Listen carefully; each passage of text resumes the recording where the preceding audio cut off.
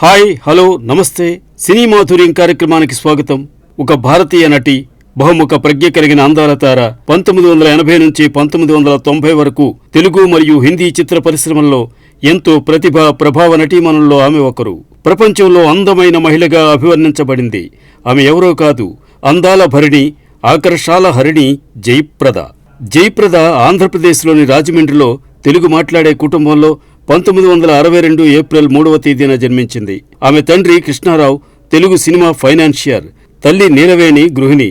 Jayaprada రాజమండ్రిలోని Telugu medium పాఠశాలలో చదివారు. అలాగే చిన్న వయసులోనే నృత్యము, సంగీత తరగతుల్లో చేరి నేర్చుకున్నారు. జయప్రద పాఠశాలలో చదివే రోజుల్లోనే అందాల రాణిగా పిలుచుకునేవారు. జయప్రద చక్కగా మాట్లాడుతుంది. కొంతమంది ఫ్రెండ్స్ ఆమె మాటలు వినడం కోసం ఎక్కువ ఆసక్తి చూపించేవారు. జయప్రద యుక్త వయసులో ఉన్నప్పుడు ఆమె తన పాఠశాల వార్షికోత్సవం కార్యక్రమంలో నృత్యం చేసింది. ప్రేక్షకుల్లోంచి ఆమె నృత్యం చూసిన ఒక సినిమా దర్శకుడు ఆమెకు తెలుగు చిత్రంలో 1974లో 3 నిమిషాల పాటకు డాన్స్ చేసే అవకాశం ఇచ్చాడు. ఆమె వెనుకాడింది, కానీ కుటుంబ సభ్యులు ప్రోత్సహించారు. ఆ రోజు అడ్వాన్స్ కోసం తొలిసారిగా జయప్రద తీసుకున్న రెమ్యూనరేషన్ కేవలం 10 రూపాయలు మాత్రమే. జయప్రద సినిమాలో చేసిన నాట్యాన్ని చూసిన కొందరు నిర్మాతలు కొన్ని సినిమాల్లో అవకాశాలిచ్చారు. 1976కు మంచి నటిగా ఎదిగింది. బాలచందర్ దర్శకత్వంలో 1976లో అంతులేని కథలో నటించింది. అందులో జయప్రద మంచి నటనను ప్రదర్శించింది. తరువాత కె. విశ్వనాథ్ తెరకెక్కించిన సిరిసిరిమవ్వలో అద్భుతంగా నటించింది.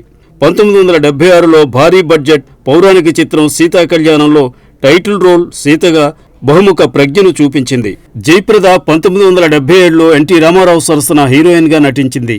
ఆ చిత్రంలో ఆరేసుకోబోయి పారేసుకున్నాన పాట సూపర్ హిట్ అయింది. తరువాత జయప్రద తమిళ్, కన్నడ, హిందీ చిత్రాల్లో నటించి స్టార్ హీరోయిన్ హోదాను దక్కించుకుంది.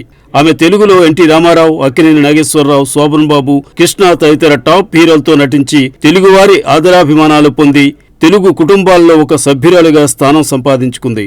ఇక జయప్రద వ్యక్తిగత జీవితాన్ని చూస్తే 1986 ఫిబ్రవరి 22వ తేదీన ప్రముఖ నిర్మాత శ్రీకాంత్ నహతాను వివాహం చేసుకుంది. 1994లో తెలుగుదేశం పార్టీ వ్యవస్థాపకుడు ఎన్టీ రామారావు ఆహ్వానం మేరకు జయప్రద తెలుగుదేశం పార్టీలో చేరింది. పార్టీ ప్రముఖురాలిగా ఎదిగి పార్టీకి తన వంతు సేవల్ని అందించారు. ఆమె కెరీర్లో ఎంపీగా పనిచేశారు. ఎన్నో పురస్కారాలు అందుకున్నారు. అందాల రాణిగా అభివర్ణించబడ్డ జయప్రద తెలుగు మహిళ కావడం తెలుగు జాతికి గర్వకారణం.